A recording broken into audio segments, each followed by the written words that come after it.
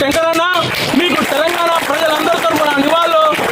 RTC union నాయకులారా, మీరు కనుక ఈ సమ్మెను ప్రారంభించారు, ప్రభుత్వం నుంచి ఎటువంటి హామీ లేకుండా విరమించారు అనుకో, మీరు ప్రజలను మోసం చేసినట్లే. మీరు అనుకున్న డిమాండ్లను నెరవేర్చుకుండగానే మీరు ఈ సమ్మెను విరమించాలి. మీరు భవిష్యత్తులో ఎటువంటి కార్యక్రమం తలపెట్టినా ప్రజలు మీ వెంట ఉంటారు.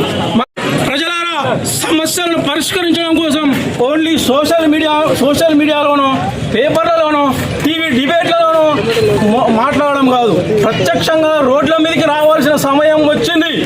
అసలు ప్రజలకు కావాల్సింది ఏంటంటే విజ్ఞానం ఇవ్వాలి, ఆరోగ్యం ఇవ్వాలి.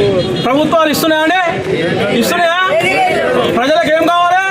ఉచిత విద్య కావాలి, ఉచిత వైద్యం కావాలి. ఈ రెండు మాత్రమే కావాలి, మిగతా అన్ని అవసరం లేదు.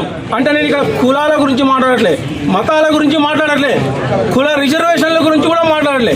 అందరికీ ఉచిత విద్య వైద్యం మాత్రమే కావాలి. ప్రజలారా గుర్తుపెట్టుకోండి, ఇక్కడ నేను చేసే సోషల్ అవేర్నెస్ కార్యక్రమం ఇదేనండి.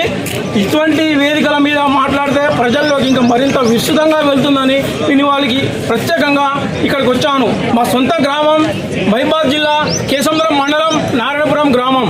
నేను ఎక్కడికి వెళ్ళినా సరే ఒక గంట పాటు ఇటువంటి కార్యక్రమాన్ని నేను చేస్తున్నాను. ఒక్కసారి ప్రజలారా ఆలోచించండి. నా నినాదం ఏంటంటే, మన బాధ్యత మన ఓటును నమ్ముకోవద్దు.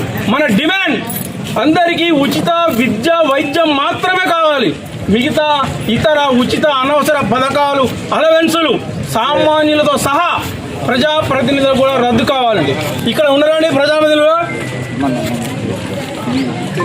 ఒక్క నిమిషం.